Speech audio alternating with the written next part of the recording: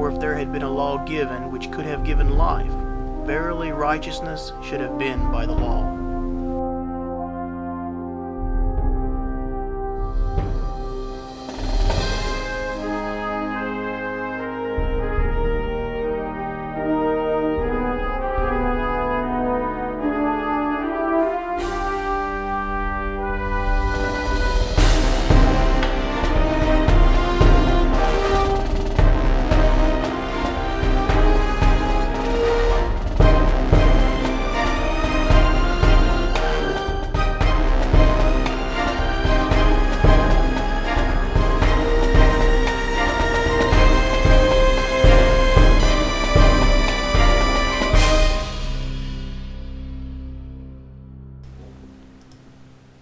Recently, John Piper publicly endorsed the false gospel of Douglas Wilson, the heresy known as Federal Vision. You can watch and listen to John Piper make this endorsement in a YouTube video entitled John Piper on Doug Wilson. I have provided a link to this video to the right in the description box. In the video, John Piper on Doug Wilson, we hear a man put a question to John Piper. The interviewer asks, "Dr. Piper, in your defense of the gospel against N.T. Wright, have you found Federal Vision theology of Doug Wilson to be another gospel?"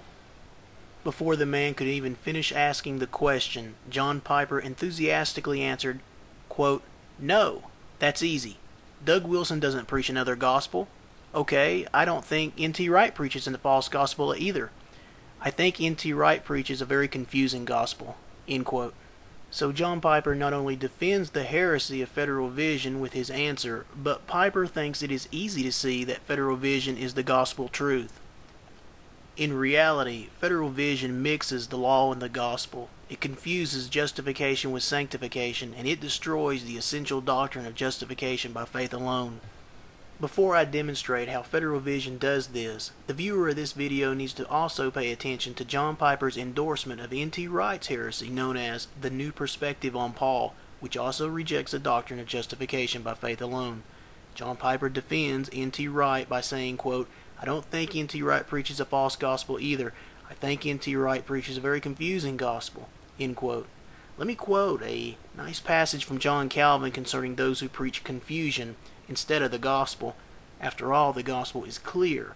The gospel is not confusing, for God is not the author of confusion. In his commentary on Galatians, John Calvin writes, and I quote, "He, the Apostle Paul, speaks contemptuously of the doctrine of false apostles, as being nothing else than a mass of confusion and destruction." End quote. Calvin's Commentaries, Volume 21, page 30. Unlike John Piper, John Calvin does not defend those who preach confusion instead of the gospel. Rather, John Calvin points out that the Apostle Paul identified those who present confusion as false apostles. Whenever you fail to keep God's law separate from the gospel, then the two are confused, and the result is the old Roman Catholic heresy of justification by faith and works. That Federal Vision confuses the law and the gospel is clear from a simple examination of their official document titled A Joint Federal Vision Statement. This statement was signed by Douglas Wilson, so one should study it before endorsing Douglas Wilson. I have a link to the right of this video. Click on the link and study this heretical statement for yourself. In the document titled A Joint Federal Vision Statement, under a section titled Law and Gospel, we read the following, quote, "We affirm that those in rebellion against God are condemned both by his law, which they disobey, and his gospel, which they also disobey." End quote. A Joint Federal Vision Statement, page 6. In this first statement, we learn that Doug Wilson and his Federal Vision proponents believe the gospel can be disobeyed. Federal Vision is here implying that the gospel is imperative, that is, that the gospel is a command, for only a command can be disobeyed. So immediately, Federal Vision has presented the gospel as if it is a set of commands to be obeyed. The Bible never teaches this. The Bible teaches that the gospel is good news to be believed. News is always found in the indicative, also known as the declarative mood, never in the imperative mood. The gospel is a set of propositions, not commands. By definition, propositions can be believed, but commands cannot be believed, for they are not propositions. the heresy of federal vision is guilty of violating the basic rules of logic and grammar. And here we must remember that Christianity is the logical, grammatical, contextual, and literal interpretation of the Bible alone.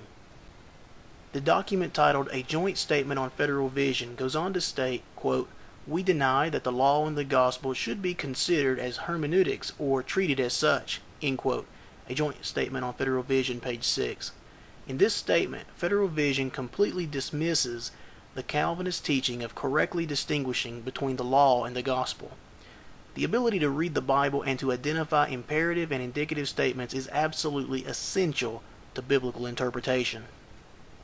When it comes to identifying the gospel, which is only indicative, one must know the difference between indicative and imperative statements. The law is always imperative, so the distinction between law and gospel is absolutely necessary when it comes to rightly dividing the Word of God. Any man who cannot identify and separate the law and the gospel should not be preaching.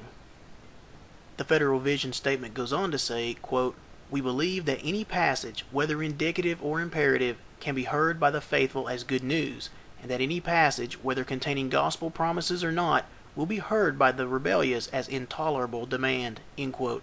A Joint Federal Vision Statement, page 6.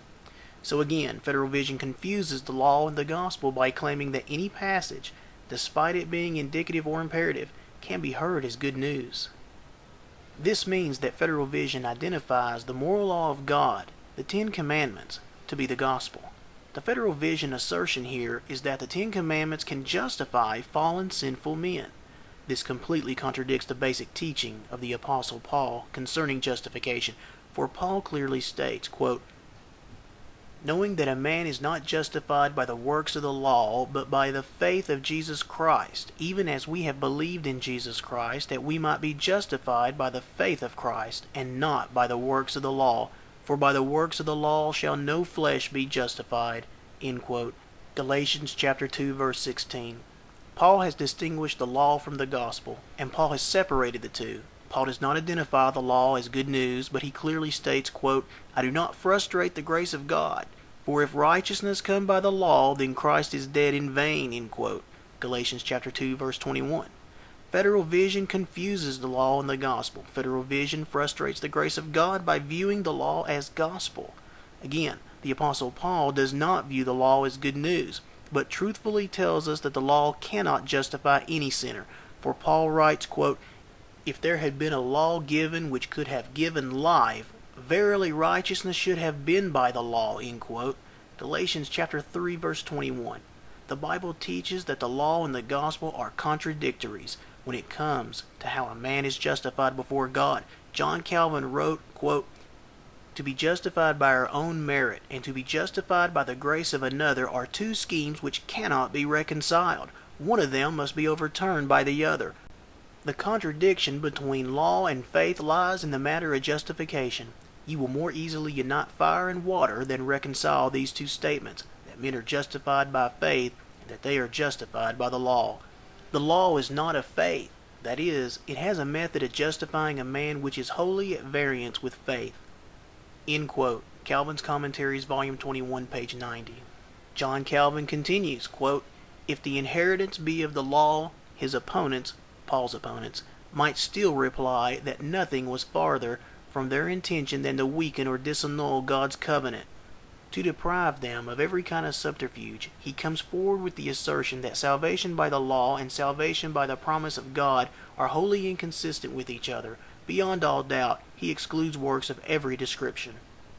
For, says he to the Romans, if they which are of the law be heirs, faith is made void, and the promise made of none effect." Romans chapter 4, verse 14. Why so? Because salvation would be suspended on the condition of satisfying the law, and so he immediately concludes, "Therefore it is of faith that it might be by grace, in order that the promise might be sure to all the seed." Romans chapter 4, verse 16. Let us carefully remember the reason why. In comparing the promise with the law, the establishment of the one overturns the other. The reason is that the promise has respect to faith, and the law to works. Faith receives what is freely given, but to works a reward is paid. End quote. Calvin's Commentaries, volume 21, this time page 98. John Calvin, unlike proponents of federal vision, carefully distinguishes between the law and the gospel. Calvin separates the two, and in doing so, Calvin avoids heresy. For unlike the proponents of federal vision, John Calvin believed in justification by faith alone. So in conclusion, when John Piper publicly endorses Douglas Wilson in his federal vision heresy, then this reveals to us that John Piper does not himself understand the difference between law and gospel and should not be preaching.